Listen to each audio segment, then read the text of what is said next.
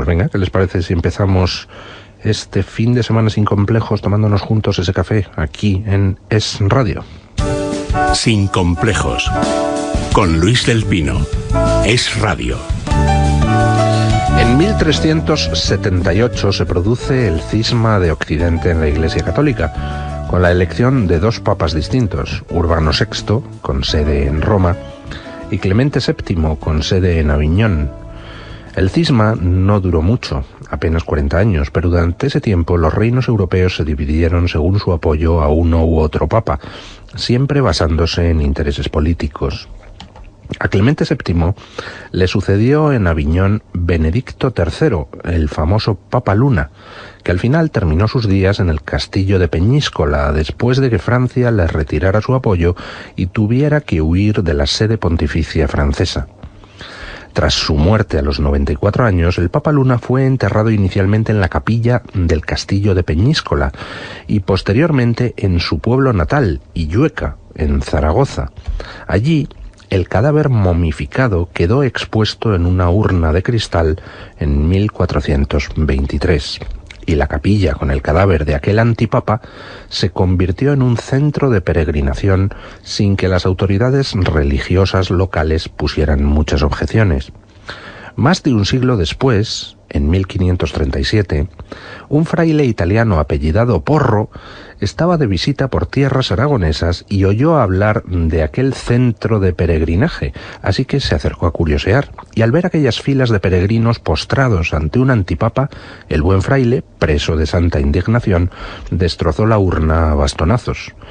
Tras aquel incidente, el arzobispo de Zaragoza ordenó precintar la habitación donde se hallaba la momia. El cadáver del Papa Luna permaneció allí durante casi siglo y medio sin ser perturbado, hasta que durante la Guerra de Sucesión Española, tropas francesas al servicio de Felipe V toman el castillo de Illueca. Al no encontrar nada de valor, los franceses, enfurecidos, destrozan la tumba de Benedicto XIII y su cadáver, arrojando los restos a un barranco. Tras la marcha de los franceses, solo se pudo recuperar el cráneo, que fue llevado al cercano palacio de los condes de Morata, en Saviñán. Allí reposó el cráneo durante casi 3 siglos, sin más que una breve interrupción durante la Guerra Civil Española, cuando tuvo que ser ocultado para evitar otra profanación. Pero no se crean ustedes que acaban aquí las peripecias. En abril de 2000, 2 hermanos aragoneses entraron en aquel palacio de Saviñán y robaron la urna donde se encontraba el cráneo de Benedicto XIII, enviando después al alcalde de Illueca una carta llena de faltas de ortografía con la intención de pedir 6.000 euros de rescate por el cráneo. Los 2 ladrones eran tan hábiles que sellaron la carta en la propia oficina de correos del pueblo después de preguntar al funcionario si se podían enviar cartas sin remite.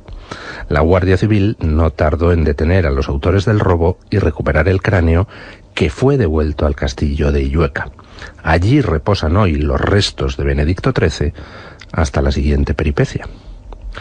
¿Y por qué les cuento todo esto? Pues la verdad es que no lo sé. Estaba pensando en Puigdemont y en las peregrinaciones separatistas a Bruselas y en el desdoblamiento de la presidencia de la Generalidad en una real y otra simbólica y en el supuesto choque de legitimidades y en esos cónclaves parlamentarios donde no se ponen de acuerdo para elegir sucesor y en el cisma del separatismo y en ese cuasi castillo de Waterloo donde se refugia el depuesto antipresidente. Y de pronto pues se me ha venido a la mente la cabeza del Papa Luna. Sin complejos, con Luis del Pino. Es Radio. La justicia rechaza por segunda vez la demanda presentada por la Generalidad de Cataluña contra el presidente de Libertad Digital, Federico Jiménez Los Santos, por sus críticas a la deriva totalitaria del gobierno catalán, entonces presidido por Artur Mas. La sentencia de la Audiencia de Barcelona coincide con la que emitió en su momento el Juzgado de Primera Instancia de Barcelona y desestima la demanda de la Generalidad en defensa del honor del pueblo de Cataluña. Según esta sentencia, las críticas realizadas por Jiménez Los Santos no están dirigidas a todo el pueblo catalán, dada su naturaleza heterogénea. Además, de acuerdo con la jurisprudencia y del Tribunal Supremo y el Constitucional, la Generalidad no puede apelar al derecho al honor porque los derechos fundamentales y las libertades públicas son derechos individuales. Y la sentencia añade que aun en el hipotético caso en el que se admita que una colectividad pudiera ser titular del derecho al honor, no debería apreciarse que se haya insultado o menospreciado ese colectivo porque las expresiones realmente no van dirigidas a los catalanes, cuyo pensamiento es muy variado, sino a las autoridades, cargos públicos, grupos políticos o entidades que han expresado su idea de ruptura del orden constitucional. Parece mentira que tenga la justicia que dedicar tiempo a esta payasada de denuncia que la Generalidad de Cataluña presentó contra Federico Jiménez Los Santos. Ya son 2 instancias que han tirado abajo esa denuncia, que no tiene ni pies ni cabeza, y que han condenado en costas a la Generalidad. Y yo me pregunto, ¿por qué la Generalidad? ¿Por qué no pagan de su bolsillo estos mangantes el dinero público que ha costado poner esas demandas completamente absurdas? Absurdas por múltiples motivos.